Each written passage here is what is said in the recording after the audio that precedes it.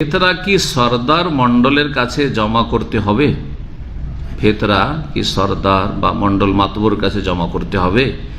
এটা বাধ্যতামূলক নাকি নিজেই বিতরণ করা যাবে? এক প্রশ্ন। আর তারপরে বলছেন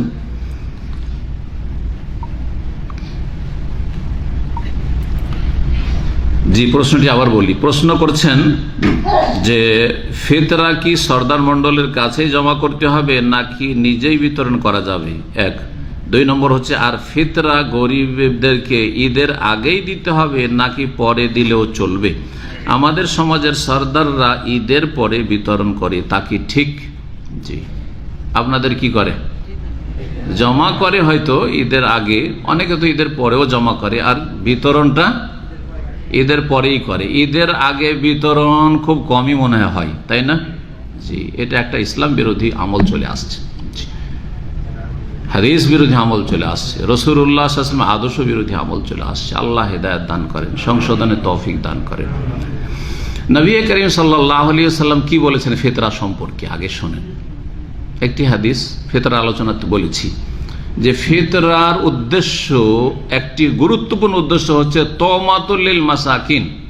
ফিতরা হচ্ছে মিসকিনদের জন্য খাদ্যের ব্যবস্থা করা। কি করা? খাদ্যের ব্যবস্থাটা ঈদের পরে না ঈদের দিনে? ঈদের দিনে। ঈদের দিনে। আবু দাউদের হাদিসে রয়েছে যে মিসকিনদের খাবারের ব্যবস্থা করা। মিসকিনদের কি করা?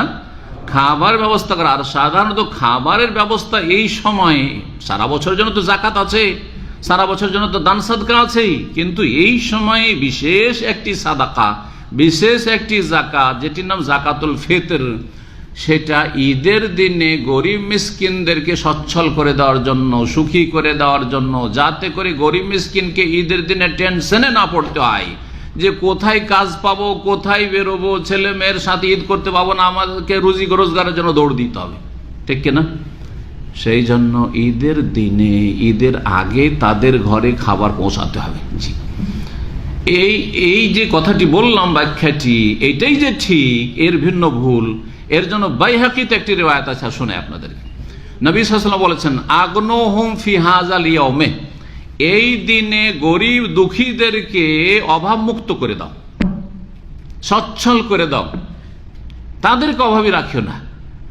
হে ফেতরা দানকারীরা, তোমরা ফেতরা দিতে পারছো, আর যারা ফেতরা খাচ্ছে তাদের ফেতরাটা দিয়ে এই দিনে অভাব দূর করে দাও, যাতে করে একজন দিন মজুরকে মজুর করার জন্য চিন্তা না করতে ঈদের দিনে, একজন রিক্সাওয়ালাকে রিক্সা নিয়ে বের হতে না হয়, আর যে কোনো রকমের যে কাজ করছে যারা একেবারে অভাবী মানুষ, এই চিন্তাই না থাকে, ছেলে মেয়ে নিয়ে আরাম সে খাবার পৌঁছে গেছে বাড়িতে, 2, 4, 5 দিন 10 দিন আরাম সে খেতে পারবো, এই ঈদের দিনগুলি ছেলে মেয়ে নিয়ে একটু খুশি করব, আনন্দ করব, যেমন সুখী লোকেরা করছেন। এটি হচ্ছে উদ্দেশ্য। সুতরাং ফিতরার ক্ষেত্রে নবী সাল্লাল্লাহু আলাইহি ওয়াসাল্লাম সাহাবারা কি করেছেন? প্রশ্ন কিন্তু দুটি আছে। একটি হচ্ছে প্রশ্ন যে ফিতরা কি সরদার মন্ডলকে জমা দিতে হবে? ফিতরা যদি সরকার জমা চায়, যেই সরকার ইসলাম প্রতিষ্ঠা করে আর সরকার জমা চায়, তাহলে জমা দিবেন, কারণ তার কাছে বাইতুল মাল আছে। কিন্তু যেই সরকার ইসলাম প্রতিষ্ঠা করে না, দণ্ডবিধান কায়েম করে, তাদের কাছে কি বাইতুল মাল আছে? বাইতুল মালের কোনো ফান্ড নেই তাদের কাছে। বাইতুল মালের ফান্ড আছে সরকারের কাছে, যেই সরকার ইসলামে দণ্ডবিধান, ইসলাম মোতাবেক কোরআন দিয়ে দেশ শাসন করে, যেমন সৌদি আরব। জি, সুতরাং বাইতুল মালে জমা করে সরকার ঈদের আগে গরিবদের কাছে পৌঁছাবে। সরকার ওকিল, এখানে সরকার কি? সরকার উকিল। সরকার এই নয় যে সরকার টাকাটা নিয়ে ফেতরাটা নিয়ে রেখে নেবে। সরকার যেন উকিল। উকিল কাকে বলে? নিজে কাজটা করতে পারছে না, অন্য কাউকে দায়িত্ব দিচ্ছে, দায়িত্বশীল, তার নাম হচ্ছে উকিল। তার নাম হচ্ছে কি?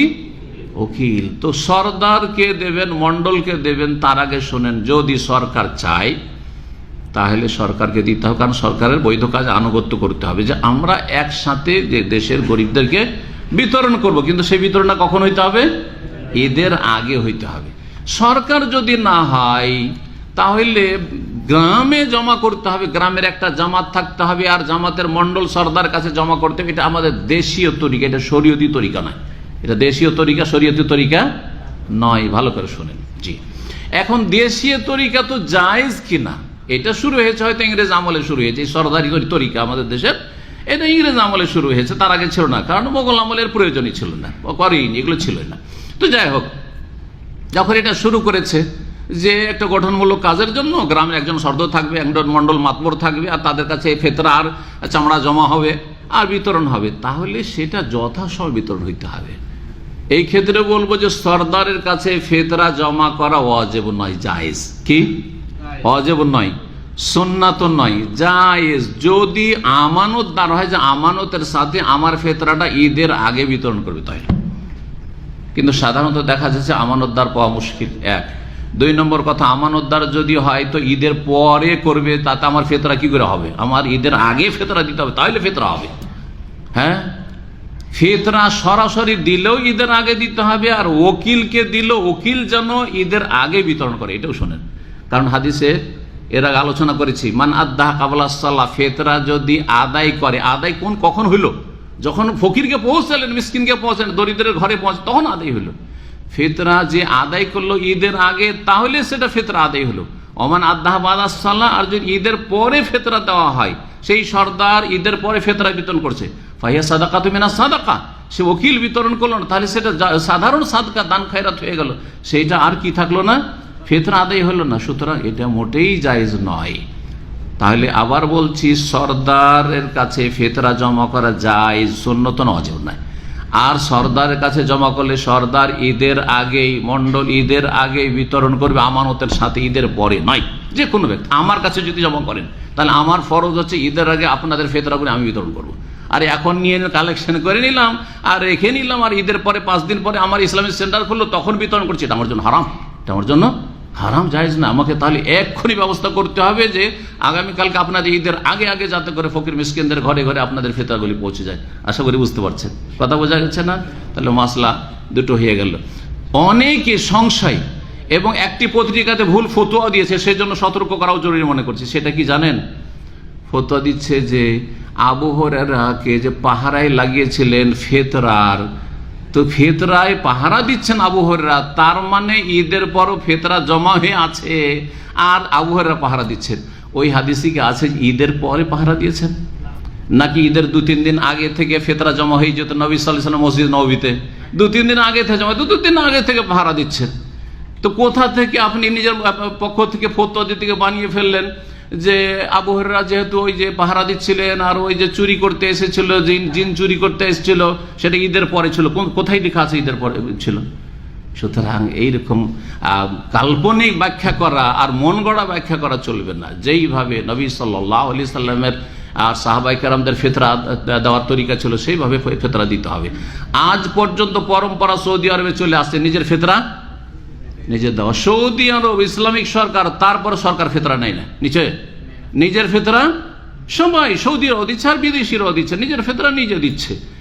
কিছু কিছু জায়গায় মসজিদে করছে কি, ইদানিং শুরু হয়েছে কয়েক বছর থেকে, নিজেরা বড় বড় ধনীরা ফেতরা দেওয়ার সময় নেই, আর চেনাও মুশকিল, শহরে গরিব, সুতরাং করছে কি, ওই অমুক মসজিদে ফেতরা জমা কালেকশন হচ্ছে, জমা হচ্ছে, নিয়ে গিয়ে যদি টাকা দেন তো তারা সাথে সাথে চাউল কেনা রেডি রাখছে। এত লোকের ফেতরার টাকা নিলাম, সুতরাং চাউল কেনা রেডি রাখছে, আর ঈদের আগে বিতরণ হচ্ছে। যদি দেখতে চান, এখান থেকে 1-1.5 কিলোমিটার দূর রাইয়ান মসজিদে জাওয়াজাত পাসপোর্ট অফিসের কাছে আছে না, ওখানে করে মাঝে মাঝে আমি এর আগে দেখেছি যে ওখানে ফেতরা বিতরণ ঈদের আগে, এই রাত্রে বিতরণ হয়, আর ফজরের আগে আগে বিতরণ শেষ হয়ে যায়। সেটা হচ্ছে উকিল, সেই মসজিদ হচ্ছে উকিল, কথা বোঝা গেছে না? আর উকিল বানানো জায়েজ, সুন্নাত না আর ওয়াজিব না, কিছুই না। নিজের ফিতরা নিজে বিতরণ করবেন, এটা এখানে হোক আর বাংলাদেশে হোক আর ইন্ডিয়াতে হোক আর পূর্বে হোক আর পশ্চিম হোক। আল্লাহ যেন তৌফিক দান করেন এবং এই সব বেদাতি তরিকা থেকে বেঁচে থাকা তৌফিক দান করেন। এবং এই বেদাতি তরিকায় ফিতরা আদায় করে ও জমা দিয়ে দিলাম সর্দারের কাছে। এক লোক তো প্রশ্ন করেছে যে সে 6 মাস সর্দারের কাছে টাকা জমা থাকছে, বছর ধরে জমা থাকছে, ওই ফেতরার টাকা জমা আছে, ও দিতে আছে, যে আসে দেয়, নাই দেয়, থাকলো ওর কাছে জমা থাকলো, জায়েজই নয়। ফিতরা আমার এখন ফরজ, আর 6 মাস 7 মাস পরে বিতরণ হচ্ছে, হারাম নাজায়েজ কাজ করছে। আল্লাহ যেন বোঝার তৌফিক দান করেন এবং এই সমস্ত কুসংস্কার থেকে আর বিদআত থেকে আল্লাহ যেন মুসলিম থেকে ফিরে আসার তৌফিক দান করেন, দিনের জ্ঞানে আলোকিত হওয়ার তৌফিক দান করেন এবং দিনের জ্ঞান অনুযায়ী সহি আমলের আল্লাহ যেন তৌফিক দান করেন। ওয়া সুবহান রাব্বিকা রব্বিল ইজ্জাতি আম্মা ইয়াসিফুন ওয়া সালামুন আলাল মুরসালিন ওয়ালহামদুলিল্লাহ।